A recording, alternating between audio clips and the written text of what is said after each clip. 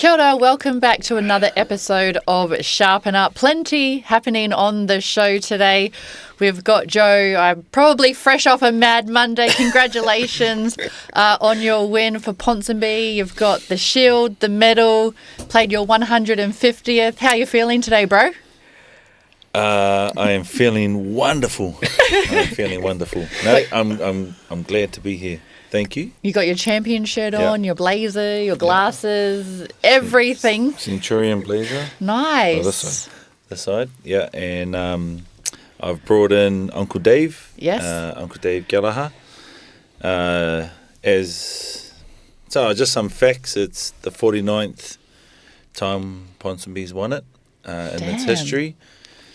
And previous to that was probably another 20-odd years of Ponsonby winning a championship at its time. And yeah, it's Dave actually played for our club back before he made the 1905 All Blacks, and yeah, he's a big part of our club, and we were just lucky enough to come away with the win on Saturday and bring Uncle Dave home. Yeah, it was great scenes to see. We're going to get into the breakdown of that game very soon when we do our rugby. We've got our manu here today, Kruze Tangira. Kruze, thank you so much for joining us. Tēnā koe, tēnā koutou. Tēnā koe. Well, it's been a big weekend of grand finals, and we've got Kruze here because you are an expert with the netball. We saw the ANZ Premiership grand final on the weekend.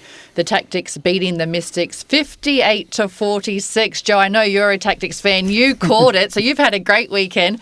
But Kruze, let's just get straight into it. Did anyone see this happening? Kyle, this is, absolutely a crazy result, I guess, for the Mystics. 2 weeks ago, these two teams played, and the Mystics bet the Tactics by about 20 in that game. And so going into this game, a lot of us assumed that it would be a similar result or a little bit closer, but the Mystics still coming away with the win. However, we were proven wrong yesterday afternoon. We were sitting next to each other, bloody figuring out what was going on here in this game. But the Tactics, they were far more hungry than the Mystics last night, and they didn't have the pressure on them as well. And when you're playing, pressure, like free pressure netball, you tend to play your best game in those circumstances. And I think with the experience that they have in the Tactics, it just counted for so much more in that game last night. So, yeah, commiserations for the Mystics, but full credit to the Tactics. They played absolutely amazing last night. They did, and they started so well. We also had Phoenix Karaka, who has been part of the Mystics side, but she's had her second bubba, so she didn't play this season. She was sitting with us. She couldn't figure out what was going wrong. Kruze, you've been the captain of men's netball here in New Zealand. You commentate and host with us on the coverage. You are part of the Mystics franchise. You've been at their trainings. When you look at the way they played in the grand final, I mean, I can tell you what I thought went wrong, but what did you think happened? Honestly, I just thought nerves got the best of them last night. And, there were a few people that were experiencing a grand final for the first time, and I think that showed in the way that they played against the Tactics.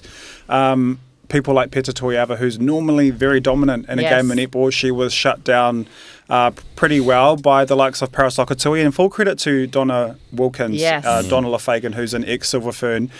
Back in her day, she was an incredible netballer, and even to this day, she's an incredible coach as well. And I think she studied the Mystics and, their game plan over the last couple of weeks, and certainly came up with a plan to combat what they do down that attacking end. And they really, really struggled on that first and second phase to get the ball into Danelle Wallam. I mean, I could go on and on. We could make the whole podcast about netball. Really, I really could. But I spoke to the girls at their function last night, and, despite being upset and not happy, there's a lot that they can be proud of in this season. They had the likes of Sophia Lafaiali'i make her debut in the ANZ Premiership, and she stood up over the couple of weeks that Danelle was out.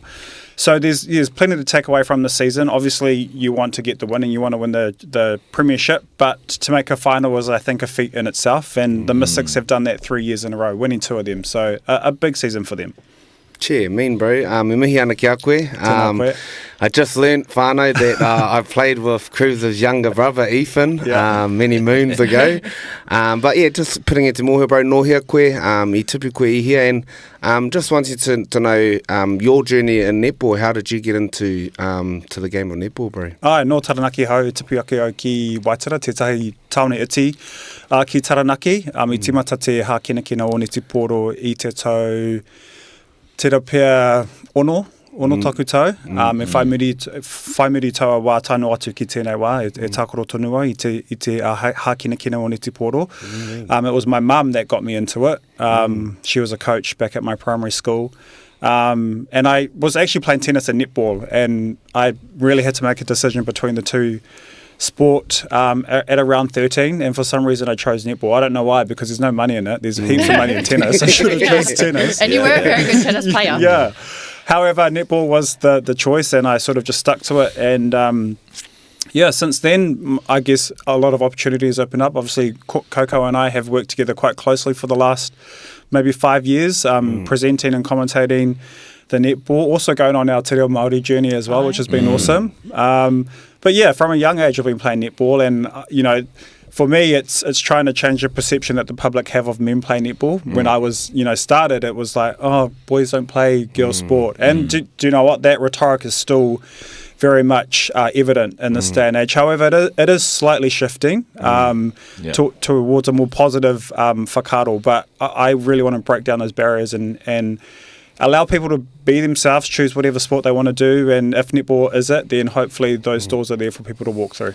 Man, speaking of that positivity about men in netball, I actually enjoyed watching the men's Mystics and Stars. Yeah, Stars just the other week, and I think we were talking about it the other week, and just how, I don't know, just random passes, or they were like boys doing layups, and I was like, you don't see that in a women's game. I mean, you trained against it for your whole career, basically. It's totally different. Two different sports, hey? Two different sports. And I think a lot of people don't know that the men have really helped the female game, and we'd get the men in so we could train against them. Because you're right, Joe, they can jump that much higher, run that much faster. And I think when the Silver Ferns went to the 2019 World Cup and we saw the Cadbury series and it was against the men won. But a lot of those Silver Ferns will credit they were able to go on to win the World Cup because the men helped with their preparation, because it just makes you that much better as an athlete when you are out there on court. And a lot of the time too, they've got that much flair. As a player, you're on the court and you just applaud them and you go, how do they even do that? But it also makes you as a player, you can learn from that as well, and it makes you a better player. So yeah, the men have been a huge part of our game, and it's great to see the game grow. World Netball announced recently there will be a men's netball World Cup, which is exciting, Kruze. And it is exciting, and I will argue the argument around, the Ferns will never beat the men. That's actually false. The Ferns beat the men in 2021 down in Palmerston North in the Cadbury series, and we had a 7-foot Samoan shooter in our team. So you can imagine he's tall, he's like bulky, very, very big, but can also move, and the Silver Ferns still beat us. So it goes to show that despite your gender, netball is for everyone, and I think we're seeing that in this day and age. Well, and we've spoken about local netball courts. We won't get into the state of netball at the moment, but down at all your local netball courts, it is pumping. There's so many kids playing. We were down at Henderson, Uppy. It was great to see, I guess, the young tama that we're playing. Yeah, I was actually watching my nephew down in Henderson there the other day, and seeing our tama and our kōtiro playing together and playing netball together. It was a cool sight, and it's the skills, like from a young age, you can sort of see the ones that got it and the ones that don't. And just like I always talk up the game of touch, but I could see just watching your sense of space and awareness. Those are some of the skills that I did see with a lot of our young tamariki out at Henderson there. I tākoro korua, I te Neti Poro. Did you guys play netball back in the day? Kyle, that's probably one game I didn't play, and it was tera pēr I te kura kaupapa I tākoro i etahi wā. So we'd have like a one day in the afternoons, we'd go to the arena Manawatu and would try different sports, but I never really got into it as a each weekend sport. But that's, something I'd be open for my tamariki, tama wahine rānei to try out. Yeah, similar to me. Like I didn't play week in, week out Neti Poro, but back at Kura, our main netball team, or our premier, because we were wahine tāne at Kura, and they tried to challenge us first 15 boys to Te. Yeah. And how did that go? It didn't look good for the premier netball team. But I dabbled in indoor netball, which it's different to obviously full court proper netball, but that's probably the extent of my my netball experience is indoor netball. But I mean, I love indoor netball, and man, some of the games there have been more physical than futiporo. Bro, is the World Cup a whāinga for you? Coming. Tērā te pātai nui I tēnei wā. Never say never. Never say absolutely never say never. But I'm sort of on the cusp of, I guess, retiring from playing netball and putting all my energy towards creating other opportunities for younger players coming through. But I mean, if you're an athlete, you would never say no to a World Cup, and it's only 3 years away as well. So. Tērā te pātai nui, mehe mea ka whai tonu au. But I'd love to just see it happen, regardless if I'm playing or not. That opportunity, comes to fruition for a lot of these young boys that have a dream to play netball for their country. And I know we've spoken a lot about the development of netball in the last few and the future of netball. I want to focus on our males and tāne in the sport. You've actually walked the talk, you've went through the system. What's it like? And just give us a little picture of what your dreams and hopes are for Netball. I'm going to be honest, it's pretty tough. It's still, I would still regard men's netball as an amateur sport. I mean, Coco, you'd probably say the same as well. Yeah. We played Australia last year in the Constellation Cup, and it was all self-funded, so close to around $7,000 to play 4 games of netball here in New Zealand and Australia. And when you're trying to, pay your bills, pay rent, work full-time, that financial pressure adds a lot to, I guess, your decision about whether or not you do continue to play men's netball. Yeah. Our team, the players that are available to play for Aotearoa, 9 times out of 10 are the people that can afford it. And unfortunately, that means that we don't always, and this is no disrespect to anyone either, but we don't always put the best team forward because people can't afford it or they can't, afford to take time off work, which is unfortunate because we have some amazing players here in Aotearoa and people don't get to see their talent.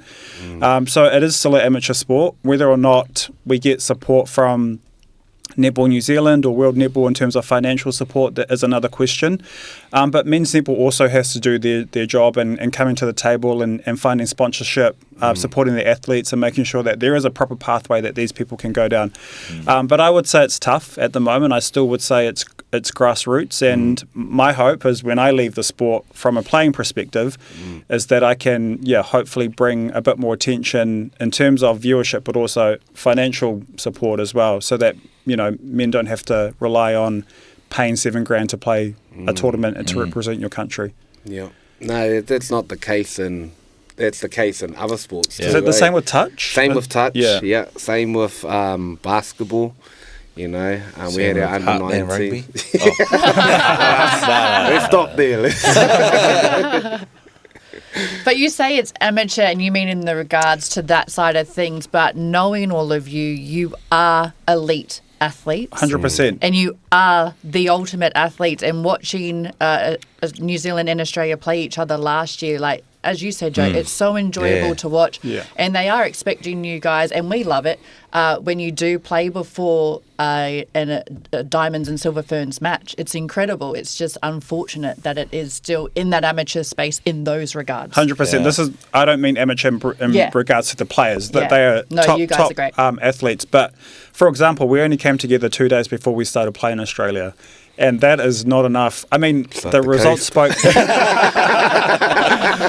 The results spoke for themselves in that we got thrashed by about 50 goals in the first game because we had no time to prep. People didn't have, the connections weren't there. When it comes to netball, Coco, connections are the main thing in terms of making sure that team flows seamlessly out on court. So, yeah, there's a lot of work to do behind the scenes, but ko taku whainga ka eke mātou ki taumata ke a konei. Man, I'm here, bro. Okay, we've spoken Shot. about that side of the game. Do we touch on where netball is at the moment? Because when I told these guys and our listeners last week, I think everyone was blown away by where the state of netball is at the moment. You could see last night, like, it was a sellout crowd for our grand final. It was a spectacular showcase. I think as a fan, we got to sit back and actually enjoy it. But even from a sponsorship point of view, the TV coverage was great. So you look at the product, it's all there. And yet our players and I guess everyone involved with the game, there's still that uncertainty. We still don't know. The season's over and we don't know what's happening next year. Effectively the athletes are unemployed now. And that's a scary future when you have to plan ahead.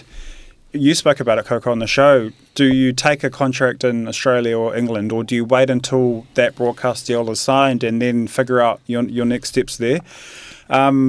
Yeah. I mean, I hate to say this, but I feel like we've taken a few steps backwards. Oh, absolutely. And, you know, I'm not trying to attack anyone because, you know, that could happen, but I really feel sorry for, you know, our players, the management, the board at Netball New Zealand. It's a tough job for everyone, but this contract deal, which is what effectively we're waiting for in terms of the broadcasting rights, needs to be signed soon so that these players have certainty around what the season will look like. I mean, there's been chatter that there will be a season regardless of what will happen. But when you don't know how much you're getting paid next season, do you go out and get another job, you know, a part-time job in order to live properly? I mean, people living in Auckland, you have to travel, you know, to either South Auckland or West Auckland, which isn't cheap in this day and age, and you're fighting traffic and all that kind of thing. So it's, I feel like we're not in a good place in terms of netball here in Aotearoa. And I wouldn't be surprised if we see more players like Grace head overseas and take up contracts over there. And we just heard from Netball New Zealand during the week of the grand final just last week. They are allowing for an exemption rule. We don't know exactly what that is, but if you do go to play overseas, that you can apply for an exemption, which is great for our players. But again, I don't think they really know. You could still go and you could be unsure if they will approve your exemption. Yeah. So there's still uncertainty around that. Yeah. And, you know, as we just spoke about before, playing for your country is probably the biggest goal as an athlete. And World Cup. Games. And now that World Cup is going to be every 2 years, you've got more opportunity to play in more World Cups. So do you give up that right of playing for your country in order to follow the money and follow certainty and stability? Or do you stay in that instability and that uncertainty of what will be in the hopes that things will work out and you'll have an opportunity to play here in New Zealand? Yeah. What's the you guys might know the goss, like what's the playing group saying? Like what's coming out of the different camps? Well, it's just that uncertainty. So they obviously, I think, was it Amelia Ann just came out and said, you know, you can't be surprised if players do start looking overseas because essentially the players don't know what's happening. And even, like you said, Kruze, if they do stay, like, how long is a TV rights for? Is it only for a year? You could go to Australia, maybe even England, sign 2 or 3 year deals. Yeah. So it's all that uncertainty around it. So I think there's real unease with the players at the moment about their futures. And the biggest fear of netballers is that we start losing them to other sports like women's rugby. You know, there's so much money there. Exactly. For example, Kayla McAllister, who was a fantastic netballer. Well, in the next Olympics going to have flag football. They're having open camps. Players might go, oh, well, maybe I'll play Olympics. Or want to go to Olympics. That's how we started. Some of our players started trying for sevens. So exactly. So if there's no certainty, there's just going to be roll-on effects, and not just for the players of now, but the players of future. If they see that, you know, this competition isn't as what they thought it would be, then they might change it around 13, 14, 15, go to women's rugby, start playing that and putting their focus and energy into that. So there's a lot of, like I just said, a lot of roll-on effects that can happen from this decision, and things need to be certified now, but not just for now, but also the future of netball too. And even this year, this season, they condensed the season. So it was only 10 weeks of a competition. So if you are an elite netballer, you're essentially employed for 10 weeks plus a pre-season. So, and whereas it used to be, was it, how much, 18 weeks? Was it 15 was the normal 15 season. And then finals, So even having a condensed season has changed a lot for the players this year. Yeah, and again, women's rugby is my example because we've seen a lot of netballers do it. But if you played sevens, for example, you're playing basically the whole year. And you're travelling the world. Exactly, and getting paid. So, the perks of playing another sport far outweigh what's happening here in New Zealand in regards to netball. Yeah. And that's the fear of if things don't progress better in netball, then people may go to other sport. In saying this, though, we love netball and we want it to succeed. Yeah, exactly. I get that feeling. Yeah. And we are passionate about it. It is sad for the state of the game, especially, so we spoke about the grand final here. Over in Australia was the elimination final. So Grace Weckett and the Swifts played the Vixens, in a sellout crowd in Sydney. Thousands are at that game. It was a spectacle as well. Unfortunately, the Swifts Kruze are up by 10 heading into the fourth quarter, end up losing by 1 point to the Vixens. But when you do look at what they're doing over there, I'd say leaps ahead with their game. I would say so too. And just the product in general is 10 times better than what we see here. But that's no disrespect to what we have here in New Zealand. It's because the population is a lot bigger, so they cater to the more numbers that are coming to watch netball over in Australia. But yeah, that game was crazy. We were keeping up with the score. We were trying to watch it at on the our Mystics game phones. last night. And to be up by 10 and lose by 1 in the final seconds was absolutely insane. And I feel for Grace because there's a lot of pressure on her shoulders to perform. She's probably classed as one of the best shooters in the world now, even though she's only 22, 23, very, very young. But that's the nature of sport. Some you win, some you lose. I mean, I think we all know what it means to lose massive matches in our career. But they'll come back for sure. But speaking of netball in Australia, just to go off topic a little bit from the SSN, also Maria Folau and Gretel Tippett creating their own, I guess, Fast Five netball. Yeah, I reckon that's this creator own and go to Dubai. There's some talk about Rugby 360 or something, and Yes. Roger and Kaylin were... Oh, yeah. Kaylin Ponga I were reckon looking to... that's the pute, eh? Yeah. What would that look like then? Oh, Would it be like a sevens type format? I don't No, know. it was like I a don't rugby know. format, and you could still essentially play your Super Rugby or your Warriors here and then Yeah. go over and play in the Rugby Yeah. 360. It's a condensed season. Yeah. Maybe like what they did in America, 8 teams, I believe. But so you could do, instead of having to do a pre-season, say with the Warriors or with the Blues, you could go and do that play and then come back into ready for That's your cool. season. Yeah. I It's think just that's what they're looking at. I think so, it's like 4 or 5 sheiks just throwing some... some So I've maybe heard we should some tag some Putiera. netball teams in with that, right? Also, India's a big market as well for sport. Yeah. I mean, if you look at the cricket, the IPL, they're getting paid Yeah. millions to play over And there. even the women, Yeah, exactly. I think some of the women are getting paid Yeah. like the lower tier in a team. Yeah. They start on 180k, Yeah. which is incredible. I think that's our way forward as well for netball, is using the Fast Five product to promote Yes. it to bigger audiences and bigger markets like India, like the Middle East, because they, as you mentioned, they've got money to just throw at anything. And actually, there's a big netball community in Dubai, for example. Yes, a lot of expats. So I sort of feel like that's kind of what Maria and Gretel do want to do, is create this product where that they can then showcase it around the world in markets like that. So, yeah, big future ahead for those two. And good on them as well. On them, Yeah. because we haven't really seen anyone come out with something that wasn't, I guess, under the World Netball umbrella. Yeah. As such, or under Netball Australia, under Netball New Zealand. So I think it's great for them to just be agree. innovative. They're huge stars in their own rights, and using their name and their platforms to do something Well, good I for the heard game. you're going to put a team in. If I'm the coach, or maybe I'll be a commentator. No, you should play. Oh, You I should don't know play. about that. But when we were talking about indoor netball before, I was thinking, should we do a sharpen up indoor netball team? Hey, I'll be your manager. No, you said you like indoor netball, Joe.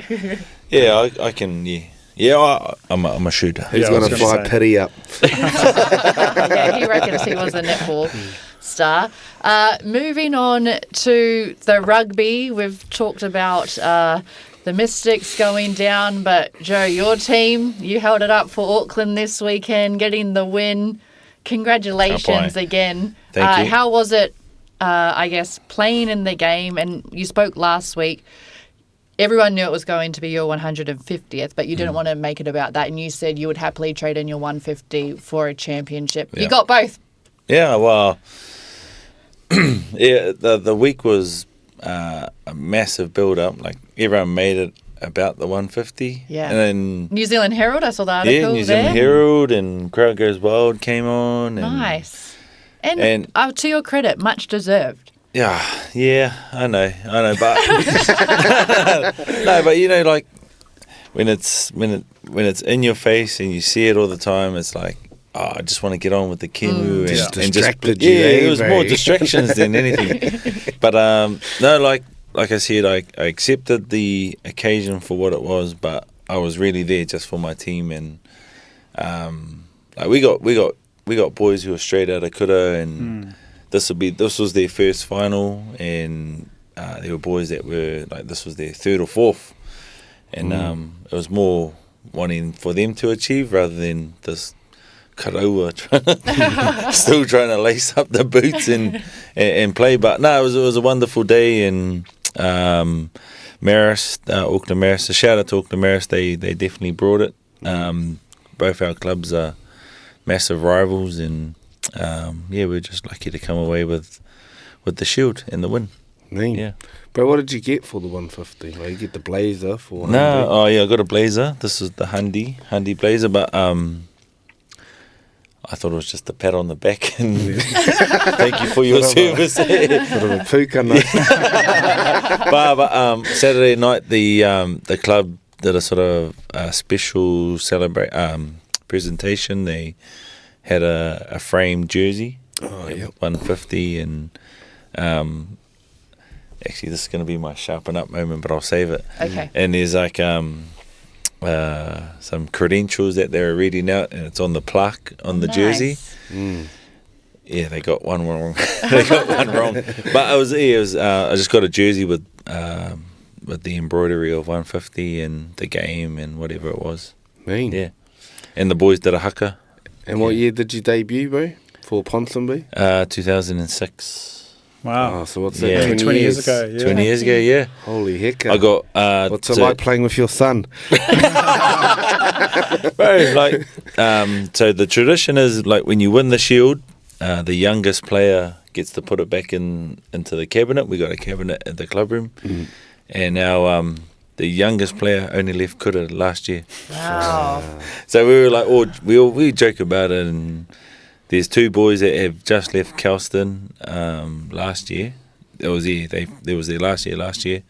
I'm old enough to be their dad. Yeah.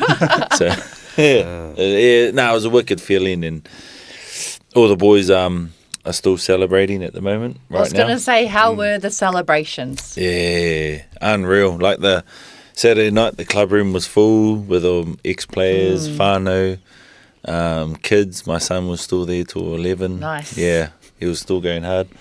And then Sunday, we sort of kicked on back at the club, and another whānau day. It was like, our club's whānau based, and we want our families to be involved, and it's not about just the team. So, and then today's sort of the last. Well, hurrah. We're glad that you made it, because we tried to get some of we tried to get some of the netballers, but they're all on their Mad Monday today. So as they should be. As they should be. Should be. So we're actually glad that you were able to join us. I do have a patai about the final, more so about you specifically, and having 20 years under your belt at this level. And I wonder do you have a better, do you manage your nerves better when it comes to a moment like playing in the final compared to when you first started to where you are today? Good patai, I like that. I guess when you're younger, you sort of you let the occasion get the better of you sometimes, but the more you experience that and be part of that occasion, the easier it gets. Yeah. Everyone's like, oh, how are you feeling about the game? And Saturday I was like, oh, it's just another game, to be honest. Like the buzz is different. Like when you're younger, you're really excited, you're just keen to impress, and then the stage I'm at now, it's more like I'm actually grateful to be on the field. Yeah. That I'm still playing. You know? For sure. And so that sort of buzz pushes you through the 80 minutes or 65 that I got on Saturday. Nice. And Yeah. what was those? I saw the clip with Really Wider, but what were those final moments like when you were?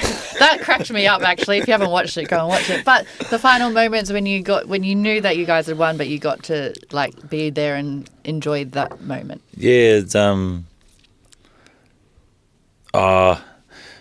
like throughout the whole game, and you can only experience it if you're in the moment, and like the whole game, Marist were like the opposition were pressuring us, but you never felt troubled, if you know what I mean. You would all been in those situations where you like Feel in control. yeah, you feel like you're in control, and I was actually more man managing rather than playing. Like the ref would make a call and our boys would blow up, and I'm sort of trying to manage them rather than focusing on my job. And then when I came off here, when I got subbed off and saw how long we had left, and I just tried to enjoy what was in it. It could have been my last game. I'm not going to say anything, but I might come back again next year maybe. You might go over to Rugby 360. Rugby 360 earn some. Might be playing a bit of Heartland.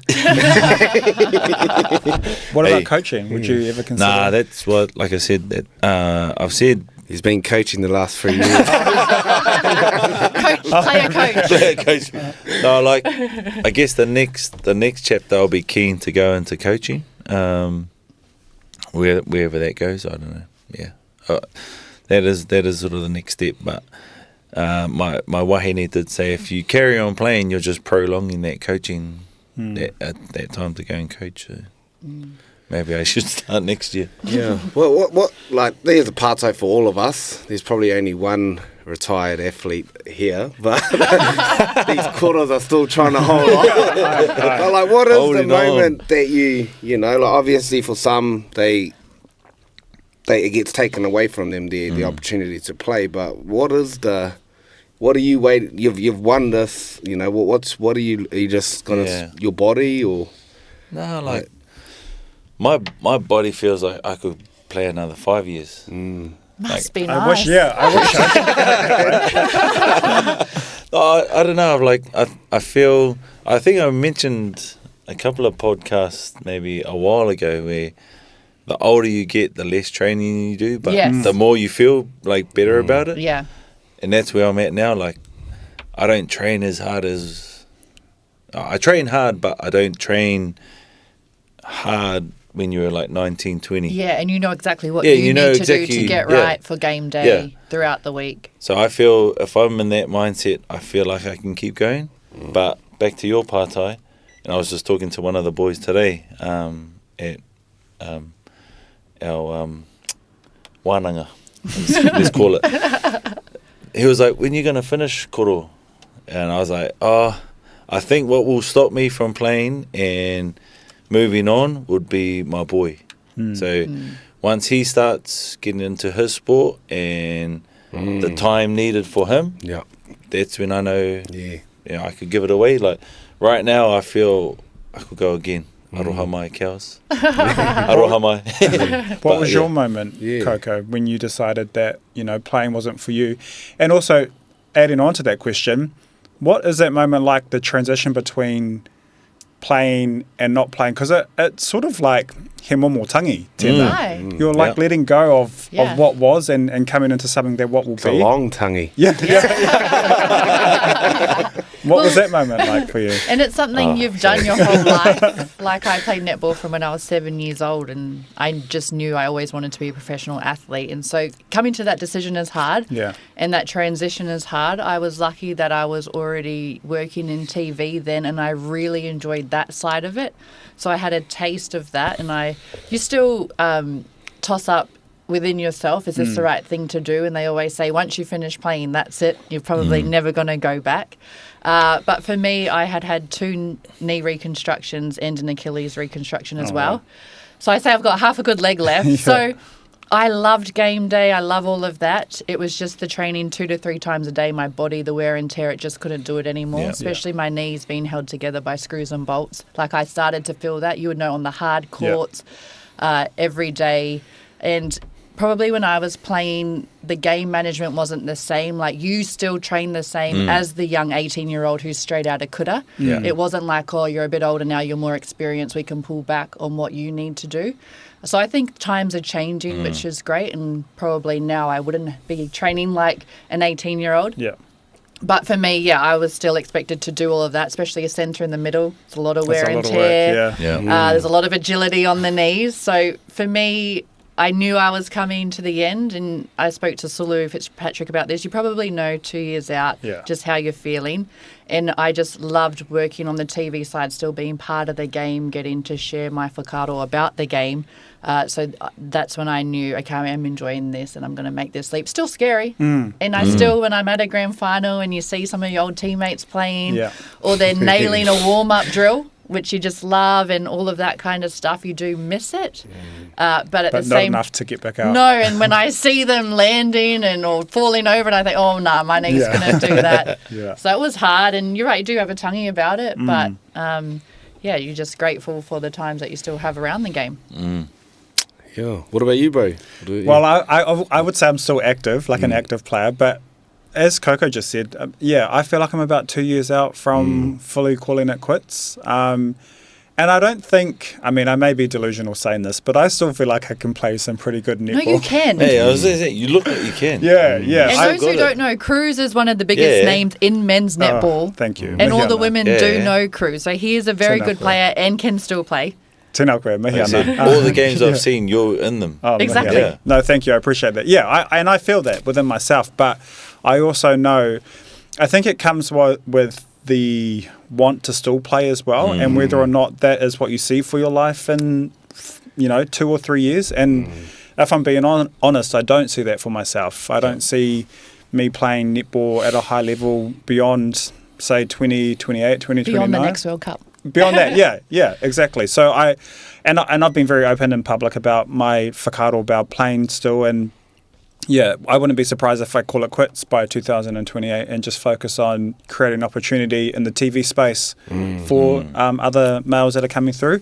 But I guess I'll find out in due course. But for now, I'm happy to play tournaments that I want to play. Like I don't play everything. I didn't play the Mystics men this season. I'm very particular about what I play because I feel like you spend your energy giving so much to the sport that you want to make sure that you're getting that in return as well. And if I'm not, then I don't want to give my energy to that space. So, Roger. I was like that last year. Like I gave this big ass speech at the final last year saying, "It's me, I'm done," at Eden Park on the...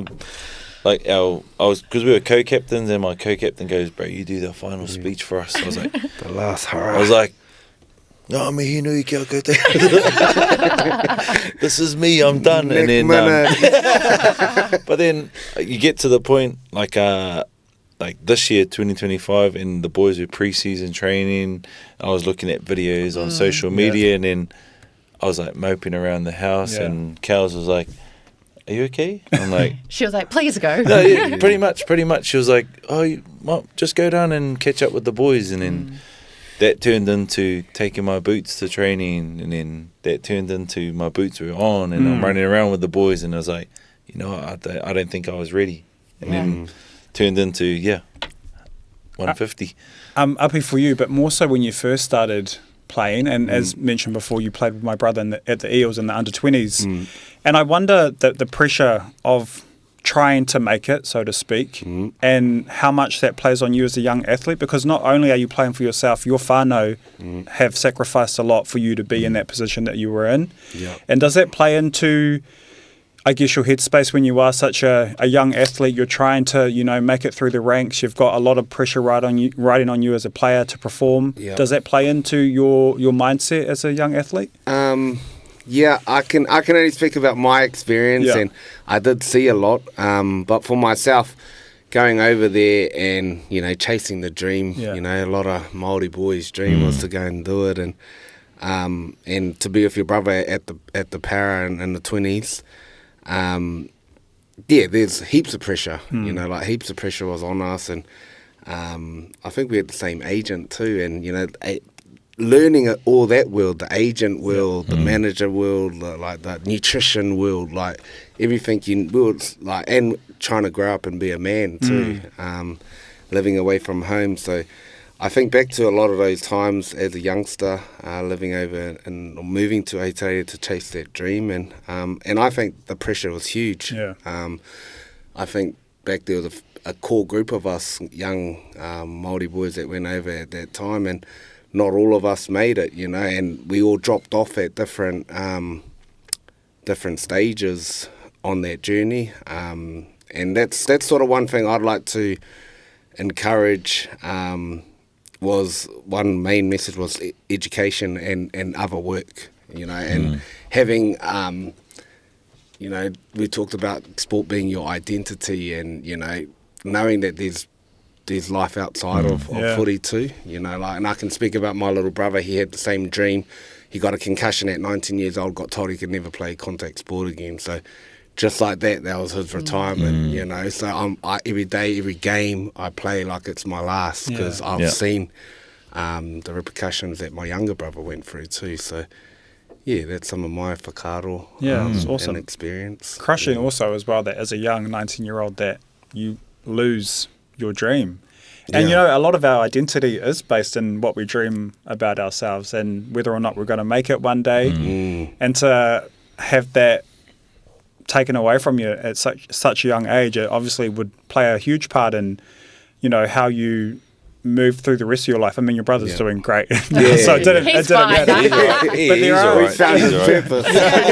But there are a lot of young, like netballers, for example, that just never make it, and but they don't know what to do with themselves because their whole oranga is in the sport of netball. So yeah, it's a lot to handle. And we speak about, you know, the current situation for our netball players. Like, I felt like my whole career was like that. Like, what am I up to next year? What am I up to? And that, you know, that moment of like, yes, I've got a contract. Like, sweet, all my problems go away. But it's just that you know, that wahanga of te kore of te po of the unknown, you know, and that's when we're most vulnerable too. So, yeah, I think there needs to be a lot more work to support athletes across the board in that zone. Tērā tō huarahi hu, me kei. Te tautoko. There you go, bro. You just created yourself. I'm like, have to ask someone from Dubai to come and sponsor. But yeah, I agree, bro. Like that's the most important part, and when our athletes are very vulnerable and away a lot of the time away from their whānau. You can make some wicked decisions. I mean, it can be lonely. Lost. I mean, even in a netball team, when you've got, you know, 12 other or 10 other athletes around you, being away on tour, Coco, can be super lonely, can't it? It can be lonely in injuries. Sometimes they're the most loneliest times. Even though you're around the team, only you're going through that injury and can't play. And it is hard. It is tough as an athlete, especially as you said, when there's younger athletes who don't necessarily have the tools, the life skills to deal with all of this. And I know we've spoken about it before, but a lot of sports clubs, franchises don't invest their time and money into these resources because one of my great coaches, she always believed that you need to look after the person first off the court so that they can be a great athlete on the court. And I'm just not sure, especially for our younger players who are just seeing they can get shopped here, there and everywhere. Sometimes that's not taken into account how much we do really need to look after them in those spaces. Yeah. 100%. And more work needs to be done around, you know, the whole social media now. You know, when you win, you feel like $1 million, but when you lose, you're literally by yourself, and players don't know how to handle that. I mean, there's an Instagram page, I forgot what it's called, I Am an Athlete or something. Or Athletes Are Human. That one, And they post all the negative comments that they receive in their inboxes, and it's disgusting, to say the least, that these players get. And yet they've got this pressure on them to perform, but also to deal with their karearoto in that moment too. So just to add to your whakaaro, I feel like work needs to be done around that, and just making sure that their health in terms of their mental health is also sustained as well. Yeah. And with that being said, today, Grace, was it today or yesterday? Well, on Grace Nweka's social media, on her story, is a picture of the game and then just her whakaaro, and there's a lot of wording on there just about how much this hurts, and they're almost apologising for letting fans down in that sense, and all that you're right, that you have to deal with. And you think Grace, like, she is only 21, 22, living away from her whānau, first time living over. Media in Australia can be quite harsh as well, and a lot of people are being quite harsh on Grace for her performance, and you're right. And then she's dealing with all of that, and then is on social media essentially just letting people know how much it did mean to her, and it does really hurt, and this will take a while for her to get over. But it's crazy that that's the spaces that we're in now, and is there support for our players? Joe, in terms of rugby, do you feel like there's support for players when it comes to that space of social media and mental health? Yeah, like each Super Rugby and provincial union have their PD managers, and they have systems in place, and the older players have sort of, like when I was playing, we'd always have that wraparound support with our younger boys, and I feel like if you're in a club environment, it's just the same. Like, we got some young guys that are trying to pursue, their goals to make it, and I feel like there's some us older ones in the club now are their wraparound support, other than their whānau, but like their whānau, like we all know, whānau can be either your biggest supporters or your biggest critics. And we just try and create environments where our players can be supported in different ways. Like us Māori, we'll feel support in other ways than to our island brothers and sisters, to our Pākehā whānau, So, and that's what rugby's pretty good at, is that they can identify your culture or what you need as a player, rather than, this is what's worked for so-and-so, it should work for you. One box fits all. Yeah. I love this chat, this whakaaro. Moving on to the Warriors. On the weekend, they did have another sellout crowd. 24,000 were there. Their New South Wales Cup played. They won for like the 14th week in a row. Yeah. Yes, the NRLW played against the Titans. They lost 20-10, and then in the NRL game, the Wars lost to the Titans 24-16. I'd love to know what you guys thought about this. Working on the game pre-match. Speaking to the Titans, they had a lot to play for. Des Hasler coached his 500th game on the weekend. Kieran Foran came in as captain because Tino was injured. So it was Kieran Foran's last game, NRL game, I should say, here in New Zealand, and to captain that side. They were playing for the Zay Wallace Shield, who grew up here in New Zealand and was also part of the Gold Coast Club. Unfortunately, he passed away in 2019 when he was 20. So there's a lot to play for. The Warriors could have went 4 wins in a row. But for me, pre-match, it just seemed like the Titans, whether or not they were going to get it done, there was a lot more meaning behind this game to them. Yeah. As you spoke about Kieran Foran, like, watching him in the weekend, like, his line speed, he was on his toes, he was verbal to the ref all game. Yes. He had a great game, and as you said, I think they just wanted it more. I was messaging to Maire just before, and he said it's the sorest he's ever been after the game. The bro had to play in the middle.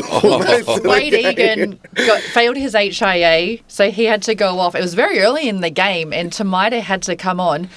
Off the bench, I think 15, 20 minutes into the game, by just after halftime, Tamaida out of the Warriors had already made the most tackles. Yeah. And then they had to start shifting him out to the halves and swap him with Chanel.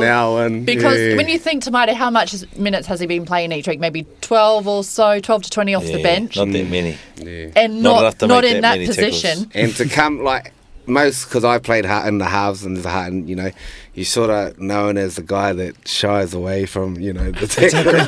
Well, you get to go out to the edge. And defending on the edge compared to defending in the middle is totally different. Slide. And it's another beast defending in the middle there, and doing long minutes like that, his gas tank would have just been gone. Yeah. And, To his credit, though, he did play well. Yeah. And I thought he did an outstanding job for having to fill that role for a player like Wade Egan and a player of his calibre. But you speak about Kieran Foran. In commentary, they were saying, I don't think he should retire. And I don't know. And I did ask him after the game, and he said, I love being part of this team. So, Joe, do you think maybe Kieran could get around with the Kiwis at the back end of this year, possibly just to finish off his career and to be, like you said, that experience for the younger players? I think, you need someone like a Kieran Foran. Yeah. Especially in the Kiwis. And who around else? the camp. But who else is there? Who else could the Kiwis pick?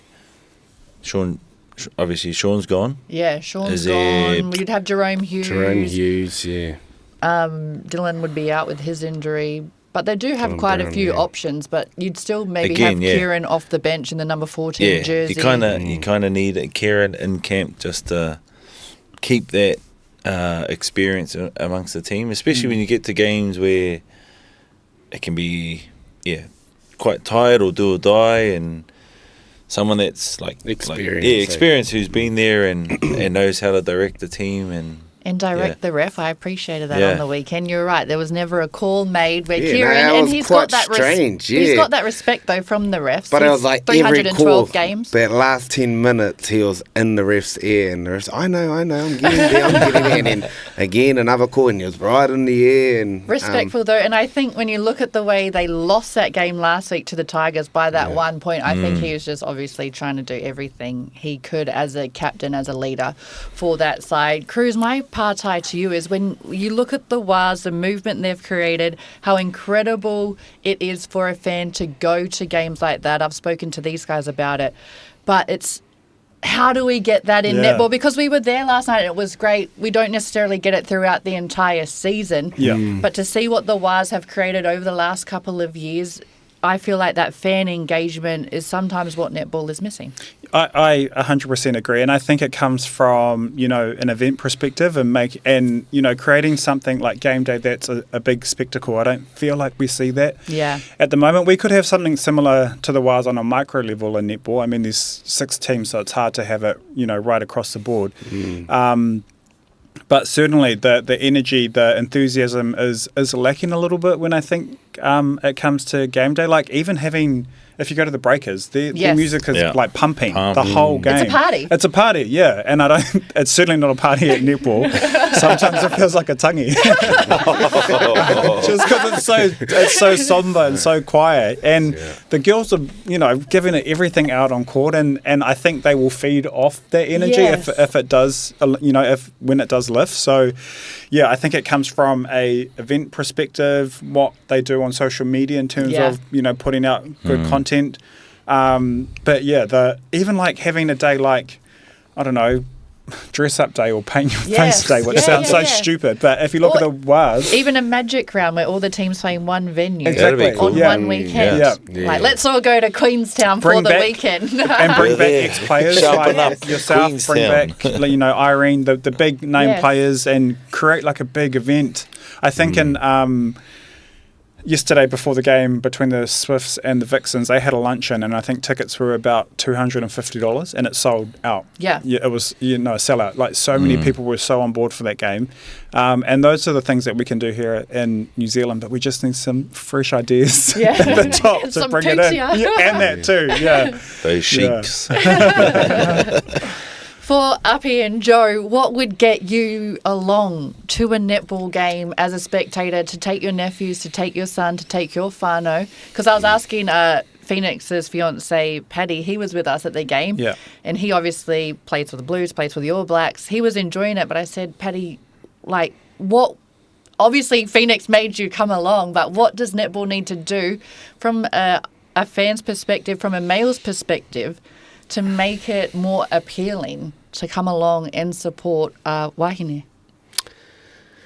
For me, it would have to be like I like the magic round idea.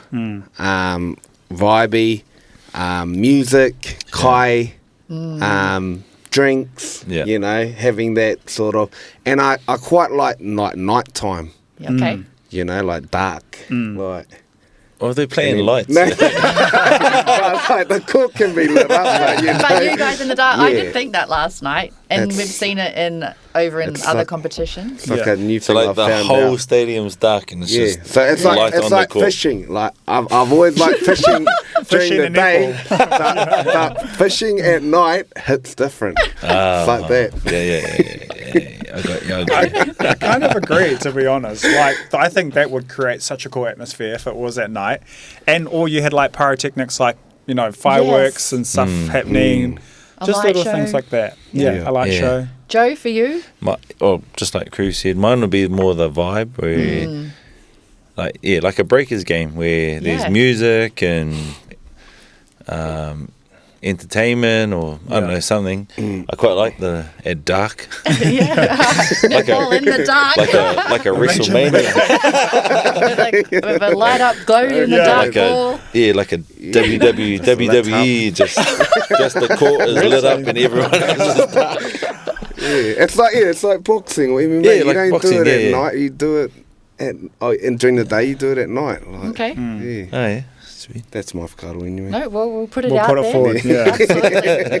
We're almost at the end of our podcast, so I'll let everyone think about their sharp as moment of the week, or their sharpen up moment. Can be in any sport, but I'll give you a moment to think about it. But before that, Appy, you've got down you'd like to talk about your 8-week challenge.